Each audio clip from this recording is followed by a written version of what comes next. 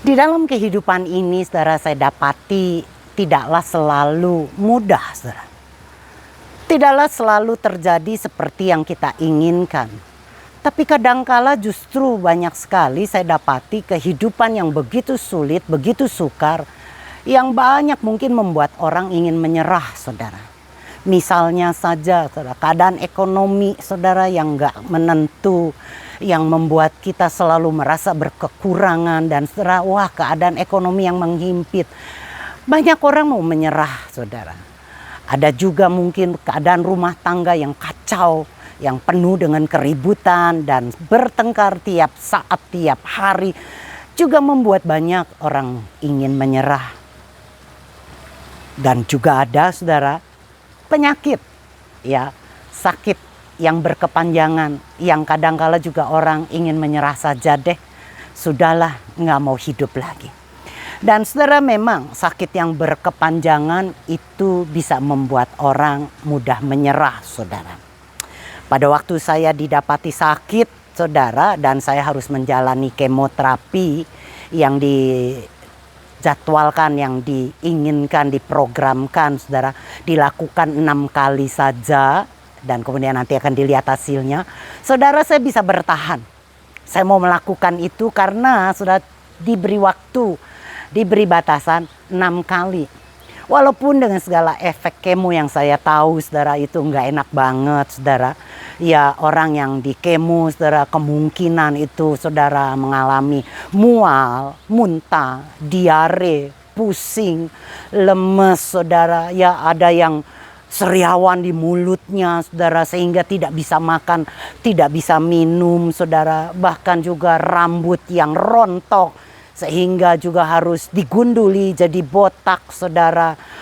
Muka yang hitam, kulit yang hitam, hangus, saudara. Dan sebagainya. Saya, saudara, dalam anugerah Tuhan bisa dan mau menghadapi itu, saudara. Kenapa? Karena tahu waktunya 6 bulan. Artinya 6 kali itu kurang lebih 6 bulan saya jalani perobatan. Dan kemudian harapan saya pasti sembuh dan tidak lagi menjalani kemo. Tapi apa yang terjadi, saudara? Efek kemo ternyata tidak itu saja, karena memang beda-beda setiap orang alami akan efek kemo. Nah, saya yang paling tidak tahan, saudara, adalah, saudara, kerusakan syaraf, saudara, yang terjadi pada tepian jari-jari tangan dan jari, ujung jari kaki, saudara. Syaraf yang rusak yang membuat, saudara, waduh, saudara, bukan cuma kesemutan, bukan cuma tebel, bukan cuma kebas, bukan cuma nyeri, tapi yang saya, saudara, rasakan adalah panasnya, ngilunya, dan seperti diikat, saudara, yang begitu kencang, seperti dijepit di sebuah pintu, sesek bukan main, saudara. Dan kalau saya berjalan, saudara, itu seperti berjalan di atas tumpukan jarum atau di atas tumpukan paku-paku yang tajam. Saudara, saya tidak bisa disentuh, dipegang saja saya sudah bisa menjerit dan sakit. Apalagi, saudara, saya juga tidak bisa, saudara, kena handuk saja, kena kain yang tipis aja, membuat saya tuh bisa sakit dan keringat dingin saking menahan sakitnya. Waktu saya mengalami ini, dan saudara, waktu saya ke dokter, dokter berkata, enggak tahu sampai kapan kamu akan alami ini. Waktu saya tanya kira-kira berapa lama saya menderita seperti ini, dokter tidak bisa memprediksi waktunya, karena ada orang yang mengalami ini dan sembuh hanya dalam hitungan bulan. Tapi ada juga yang perlu waktu bertahun-tahun. Dan dokter juga berkata, ya jangan kaget, karena ada juga orang yang mengalami sakit ini seumur hidup. Waduh, saudara, pada waktu saya dengar seperti itu, saudara, saya menjadi putus asa, saudara, saya menjadi ingin menyerah. Kenapa? Karena nyerinya, sakitnya, penderitaannya membuat saya hampir tidak tahan, saudara. Walaupun saya tahu, saudara, kehidupan ini memang, saudara, secara, ya kita tahu tidak ada yang kekal, saudara. datang dan pergi, saudara. Ya, lahirnya seorang bayi dan meninggalnya seseorang, saudara. Ya, kita masuk toko aja pasti akan keluar juga. Masalah ada, pasti juga masalah akan pergi, saudara. Betul? Datang hari, tapi hari pun akan pergi. Tidak ada yang kekal. Tapi saudara, penderitaan yang dialami kadangkala membuat kita, saudara, ingin mengakhirinya dengan lebih cepat. Dan saudara nggak tahan karena sakit. Kalau Anda tanya saya, apakah saya juga putus asa? Oh pasti, saudara. Tentu karena kesakitan itu membuat saya ingin menyerah. Tidak lagi mau menyelesaikan hidup ini, tidak lagi mau menyelesaikan pekerjaan saya, tidak mau lagi menyelesaikan kehidupan saya, mau rasanya nyerah. Tapi waktu saya merenung, waktu saya membaca betapa Yesus itu berbeda, saudara. Yesus tidak hanya datang, saudara, tapi saudara, dia menyelesaikan pekerjaan yang diberikan oleh Bapanya. Yohanes 17 ayat 4. Aku telah mempermuliakan engkau di bumi dengan jalan menyelesaikan pekerjaan yang engkau berikan kepadaku untuk melakukannya. Banyak yang bisa start, banyak yang bisa memulai sesuatu, saudara, tetapi jarang sekali orang bisa menyelesaikannya. Saya harap kita sudah memulai sebuah kehidupan, saudara, kita juga akan menyelesaikan sampai garis akhir dengan baik. Amin, saudara. Yesus datang, dia menyelesaikan pekerjaan yang telah ditugaskan oleh Bapanya. Dan saya tadi katakan untuk memulai sesuatu itu mudah. Saya ingat, saudara, pada waktu dulu saya melayani anak-anak ya di dalam gereja yang kami sebut sekolah minggu, saudara. Ya, saya punya keinginan untuk, saudara, memberikan anak-anak ini, saudara, cemilan, yaitu berupa teh manis, pisang goreng. Amin, saudara. Tapi teman saya memberikan nasihat, saudara, yang sampai hari ini saya ingat banget. Dia berkata, Bu, mudah banget memulai sesuatu, tapi apakah bisa bertahan sampai selesai?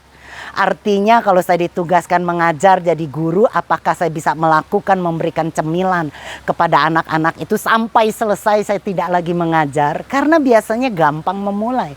Tapi untuk bisa bertahan, untuk bisa bertekun, untuk bisa terus menerus. Walaupun kita lagi nggak pengen melayani, pada waktu kita lagi sedang dalam keadaan masalah, persoalan yang membuat kita putus asa, waktu kita dalam keadaan sakit mungkin, saudara. Apakah kamu bisa melakukan itu dan bertahan? Saudara, ya sekali lagi memang manusia akan sulit untuk bisa bertahan dalam keadaan-keadaan yang menjepit kita.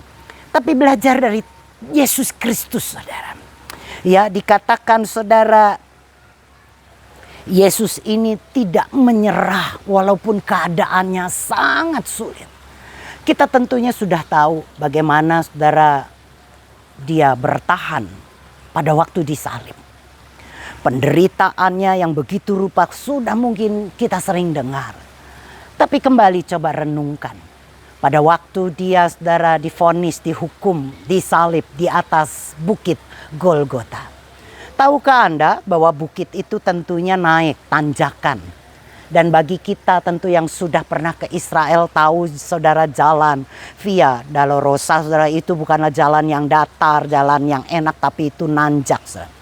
Ya, kita tidak membawa beban berat saja sedikit sulit, saudara, untuk enggak ngos-ngosan. Tapi Yesus, saudara, berjalan sambil membawa kayu yang begitu berat. Ditambah lagi, saudara, dia bukan cuma bawa kayu, tapi tubuhnya penuh dengan luka-luka. Cambukan yang mencabik-cabik dagingnya, berdarah begitu rupa. Mahkota duri yang juga meneteskan darah dari kepala sampai ke ujung kaki. Saudara, tidak makan, tidak minum, saudara, sepanjang hari pada waktu dia diadili dan kemudian dijatuhkan hukuman. Saya percaya ini, saudara, adalah penderitaan yang luar biasa. Mungkin gambaran penderitaan Yesus coba digambarkan lewat film Hollywood, The Passion. Tapi saya percaya itu tidak bisa menggambarkan sepenuhnya penderitaan Tuhan. Tuhan bertahan, Tuhan tidak menyerah. Dia terus lakukan walaupun penderitaan yang begitu rupa. Kenapa, saudara? karena kasihnya kepada Anda dan saya. Yesus tidak mundur, walaupun akhirnya dia diludahi, ditelanjangi, dan dipakukan, saudara, berjam-jam bergantung, saudara, di atas kayu salib. Saudara, dia terima semuanya itu, walaupun, saudara, Yesus tahu tidak semua orang mau menerima pengorbanan Kristus Yesus. Tidak semua orang mau terima Yesus sebagai juru selamat. Tapi Yesus tetap mau lakukan dan menderita karena cintanya. Iblis coba memisahkan kita, saudara, lewat kematian. Betapa banyak kita yang mengalami ketakutan pada waktu, saudara, yang menghadapi maut. Padahal Tuhan memakai maut, kematian, untuk bisa mendekatkan kita kepada Tuhan. Karena lewat kematianlah kita nanti akan bersekutu selama-lamanya dengan Bapa kita. Amin. Saudara, iblis memakai cambukan untuk menyakiti. Tetapi saudara, Tuhan pakai bilur-bilur yang rusak, yang terjadi karena bilur-bilur terjadi karena cambukan, saudara. Tuhan pakai untuk menyembuhkan. 1 Petrus 2 ayat 24. Dia sendiri telah menanggung segala dosa kita di dalam tubuhnya di atas kayu salib, supaya kita yang telah mati terhadap dosa dapat hidup dalam kebenaran. Oleh bilurnya kamu telah disembuhkan. Salib adalah sebuah kutuk, saudara, pada zaman dulu. Tapi salib dipakai Tuhan untuk keselamatan. Anggur asam yang diminum Yesus begitu pahit dan asam, tapi Tuhan lakukan agar kita bisa menikmati manisnya sebuah kehidupan. Semua penderitaan yang Yesus alami, saudara, itu dilakukan untuk kita. Kalau hari ini, saudara, Anda masih dalam keadaan mungkin pergumulan, masalah, penderitaan. Yesus pernah rasakan itu, saudara, sebagai penderitaan seorang manusia. Dia pernah rasakan agar dia bisa, saudara, menolong. Dia bisa tahu, dia bisa rasakan apa namanya penderitaan. Puji Tuhan, itulah Yesus kita. Tuhan yang bukan saja mengerti, tapi dia memperdulikan kita. Amin. Saudara, jangan pernah mau menyerah walaupun mungkin keadaanmu saat ini lagi berat. Jangan mudah menyerah dan putus asa walaupun mungkin penyakit dikatakan tidak bisa disembuhkan. Jangan pernah menyerah kalau ekonomimu saat ini sedang anjlok dan engkau dalam kekurangan. Jangan pernah putus asa dan mau menyerah. Karena kita punya Tuhan yang luar biasa, Tuhan yang dahsyat. Amin. Dia buktikan, dia selesaikan pekerjaannya. Dan saudara, kalau saya renungkan itu, betapa saya juga, saudara, adalah bukti betapa dia bisa memulihkan. Saudara, saya mengalami banyak hal yang pernah dialami secara manusia. Mungkin kebanyakan saya juga pernah rasakan. Bagaimana saya mengalami, saudara, pengkhianatan demi pengkhianatan. Saya pernah mengalami yang namanya rasa sakit, saudara, ditinggalkan oleh orang-orang yang terdekat. Waktu saya terpuruk, bukannya saya dapatkan support dan dukungan, tapi justru saya lebih banyak mendapatkan ditinggalkan. Saya tahu bagaimana rasanya dikhianati oleh orang yang saya kasihi, saudara. Saya bahkan bisa mengalami yang namanya turun naiknya ekonomi, sehingga, saudara, tidak ada lagi uang, tidak ada lagi, saudara, ya, keuangan yang merosot yang membuat saya harus bertahan dengan hanya anugerah Tuhan. Saya pernah alami semuanya itu, saudara. Bahkan saat-saat ini saya mengalami sakit penyakit yang mungkin kebanyakan orang takut, saudara, karena kanker itu sulit disembuhkan. Tapi saya tidak mau menyerah. Saya punya contoh, saya bisa memandang. Saya fokus kepada Tuhan saya, Yesus Kristus, yang tidak pernah menyerah. Dia selesaikan pekerjaannya agar saya tidak lagi, saudara, menanggung semua beban. Tapi saya bisa berserah dan percaya dia telah selesaikan semua yang seharusnya saya kerjakan, yang seharusnya saya selesaikan, dia sudah lakukan. Amin. Percayalah, saudara. Kematiannya, kebangkitannya, bahkan kenaikannya membuktikan dia Tuhan yang telah menyelesaikan semua tugas, sehingga tidak ada lagi yang perlu kita kerjakan. It is done. Dia sudah kerjakan. Bahkan rumah kita di atas sana sudah dia selesaikan juga. Tinggal nanti kita akan menikmati semua berkat yang Tuhan telah siapkan bagi Anda dan saya. Amin. Jadi jangan putus asa dan menyerah. Amin, saudara. Jangan pernah mau coba bunuh diri dan ingin mati, saudara. Amin. Jangan pernah, saudara, karena tadi saya katakan kehidupan ini tidak ada yang kekal. Pada waktunya kita juga akan mati. Pada waktunya, saudara, ingat, pada waktunya masalah kita juga akan habis. Amin. Tidak akan kekal. Untuk itu bertahanlah. Semangat, semangat, semangat. Selalu saya katakan kepada Anda semua.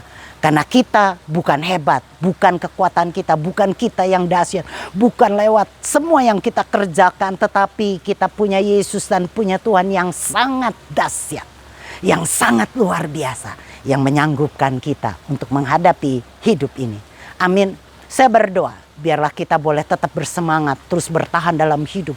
Walaupun mungkin penderitaan begitu menghimpit, sakit yang begitu mendera, keadaan, saudara, yang mungkin kita kadangkala membuat kita, saudara, aduh, sepertinya tidak ada jalan. Tapi biarlah kita pandang Dia dan terus pandang Dia. Amin, saudara. Shalom bagi kita semuanya. Shalom bagi Indonesia. Amin.